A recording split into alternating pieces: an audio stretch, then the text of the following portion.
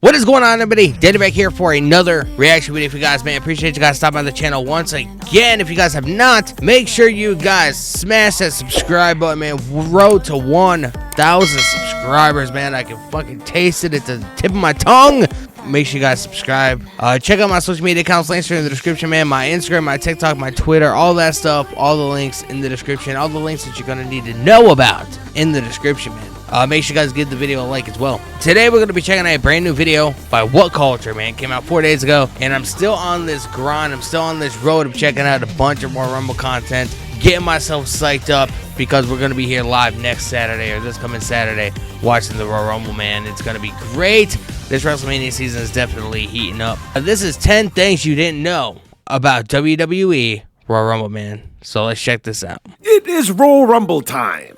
Unless you're watching this in July, then you've got to wait ages. Just pick your favorite. Unless you're watching this in July. It is the best time of the year, though, so do get ready to impress your friends with trivia. Because, yeah. Oh, we got some trivia, man. Let's go. About the Royal Rumble. Number 10, Vince McMahon thought it was stupid. Yep, when right-hand man Pat Patterson pitched the idea of 30 men being thrown over the top rope, Vince McMahon rolled his eyes and thought that sounded awful. During a meeting with NBC head honcho, that doesn't surprise me.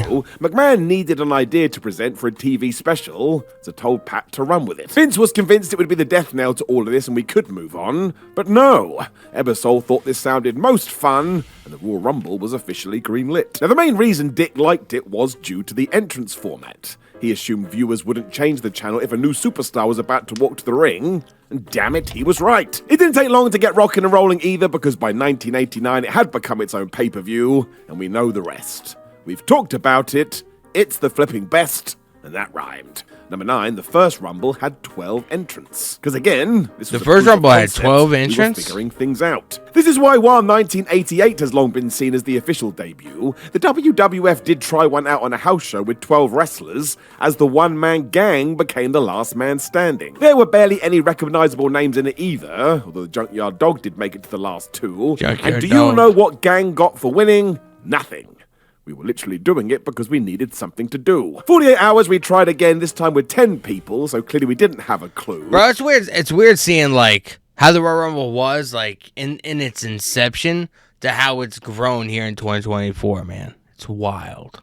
Ooh, although really, that just sounds to me like Pat Patterson had the last laugh. His original concept was the right call. Number 8, there were 5 other non-pay-per-view Rumbles. So we are moving away from non-televised live events now because, yeah, on 5 occasions, WWE decided to see what mileage they could get out of a Rumble and put it on free-to-air programming. Randomly, there was a tag team version on Raw in June 1998, which is a mess as 20 people only had 10 minutes. Then come January 1999, we tried again. This time it was a 10-man with another 15-person version coming on SmackDown in 2004. There was also a mini 6-man Rumble back on Raw in 2008. And in 2011 it went all weird as 7 humans entered with Jerry Miz. What? It's probably best we don't do this again, and it has been over a decade. Just save it for the big show. And no, I don't mean that guy. Number 8, WWE. Yeah, no, I don't mean that guy. And long may this continue. Nothing makes me happier than the stupid rules WWE has created for the Royal Rumble. It's wrestling. Have fun with it. The best of these is this idea that even if you've been eliminated, you can still throw other people out. The reason it has become so ridiculous, though, is let's go back to 1996. Vader had been chucked over the top rope but returned to press slam Shawn Michaels to the floor when WWE officials decided, nope, it doesn't count. Sid Justice must have been losing it, however, because back in 1992, Hulk Hogan had done that to him and no one cared. Which is the same way Finlay must have felt in 2008. He got disqualified for using weapons, even though we'd been told that was fair game in the Rumble. What is going on? Fair game, the man. Macho Man Randy Savage we also saw in helped 2001. with this because, of course, in Raven came out with a fucking shopping cart, remember? Himself when he leapt over the top rope. I think he just forgot. So it could change tomorrow, but at the moment you can't do that. But yes, I would not bet your house on that staying a rule. Number 6, an AEW star has some history. Ever since Jeff Jarrett joined AEW, he has been great. It was quite the surprise and a nice reminder. Bro, he has not been great, man. Get Jeff Jarrett off TV. Keep him backstage. It rounded off quite the mini run for Jeff, because back in 2019, he was a surprise. Double J. And while seemingly just there for a spot of fun, there's actually more to this. Because if we look into the dates, his last Rumble was in 1999. meaning there was a whopping 20 years between appearances. You won't be surprised to hear that is a record, and I don't know who beats that. 2 decades? Not gonna happen. That's because Jeff Jarrett and his dad started TNA back in like 2002. And then I'm pretty sure Vince and Jarrett had a very big falling out. You know, it took years or whatever after Jeff Jarrett left TNA, sold TNA or whatever. He left TNA and ended up, reconciling with Vince. And that's how he got back in with WWE. And then he got fired from WWE and went to AEW, man. So this is pretty much the entire fucking rundown of Jeff Jarrett's career. You piss Vince and you're out. And you go to work somewhere else. Duggan did hold this record for a while as well at 17 years, so yeah. If it does go down, it'll be quite the surprise. Maybe Roman Reigns turns up in 2044. Number 5, John Madden was asked to commentate. For whatever reason, Vince McMahon decided the 1994 Royal Rumble needed some extra pizzazz to it, when somebody mentioned that legendary NFL commentator John Madden was between jobs. Bam. They instantly reached out to him, and as I'm sure you can figure out, he said no.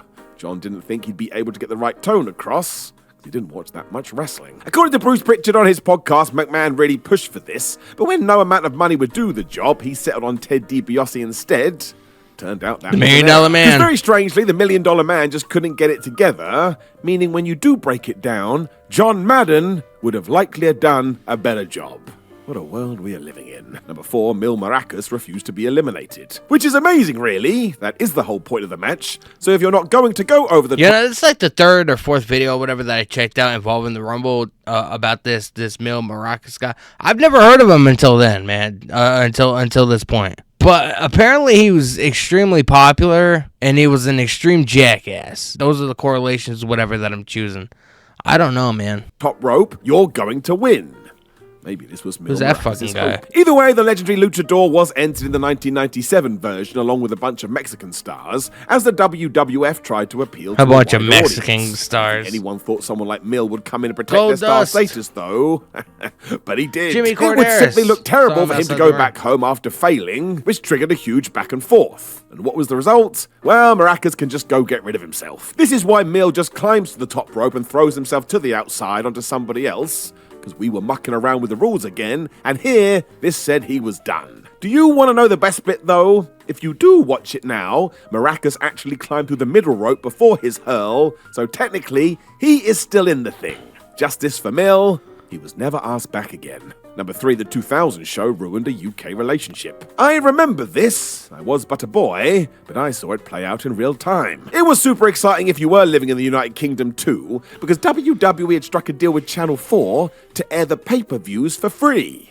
I didn't have any money back then, so this ruled. It turned out Life didn't agree with this, however, because, man, we could not have picked a worse event to show. Now, if you don't know, the 2000 Rumble is nuts. As not only does Mae Young get naked for some reason, the violence is off the charts. Triple H and Cactus Jack tried to kill WrestleMania each other. 2000 Channel is 4 fucking execs great. were not expecting this, so when we got to Backlash, they included a 50-minute delay so they could edit out any similar content. That's mad. It meant this relationship didn't last that long, although really, why didn't someone from Channel 4 just watch any episode of Raw? It wouldn't have taken that long to figure it out. Number 2, Maven was drunk for his big moment, or tipsy at the very least. It has stood the test of time, as Maven eliminating The Undertaker from the 2002 Royal Rumble is still a talking point today. We should probably chat more about the horrendous chair shots he then suffered from the dead man.